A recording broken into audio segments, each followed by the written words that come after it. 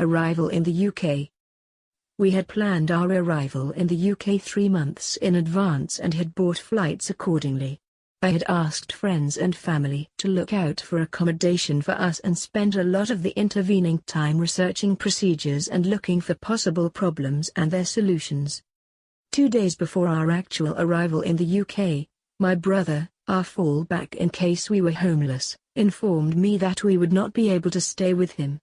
I rushed to reserve a hotel room, but they could not do that without payment. I didn't want to pay in advance because there was a reasonable chance that my wife, being Thai, might be refused entry. When the day came, we flew from Malaga into Bari. At passport control, the official said that he had never come across a case where an Asian married to a Brit was carrying a Spanish residency card. After a few worrying minutes, during which he talked to his superior, he called us over.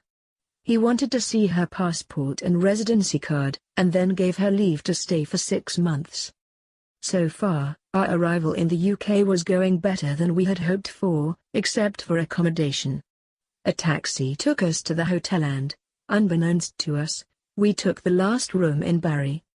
Apparently, a festival in Cardiff and a Rolling Stones nearby had caused every available room to be taken for the following week. They could accommodate us for 2 nights but no longer. So, at 11 am, 90 minutes after our arrival in the UK, we set off looking for the next place we could move to. Despite many helpful suggestions, we were out of luck, and so went to bed a very worried couple. The following morning, we trawled the remainder of my old haunts and asked several taxi drivers, but everything came up blank. As we were walking past a pub in town, a man standing outside smoking said, "Hello, oh, long time no see." It was someone I used to know 20 years before, but I had forgotten his name.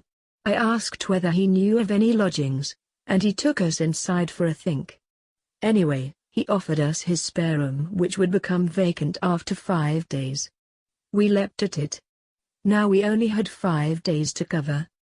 However, his assistants didn't stop there. He and his wife insisted on taking us around all the guest houses they could think of. Needless to say, they were all booked solid, so we retired to a pub to think again. "You can have our bed and we'll sleep on the couch," was their solution. We were flabbergasted, but had to accept after offering to sleep on the couch ourselves. "I'll tell you something," he said. "I only stopped at that pub to smoke a cigarette with an old friend. That was only the second time I've been in there twice in 8 years. So, there we are now, and I am sitting on the couch writing this. I can't wait for our own room, so that they can reclaim their bedroom." Such acts of kindness are truly humbling, especially when I still haven't had even a simple email from any of my family asking whether we are still homeless or even just all right. Please like and share this article using the buttons below and visit our bookshop. All the best. Owen. Podcast, Arrival in the UK.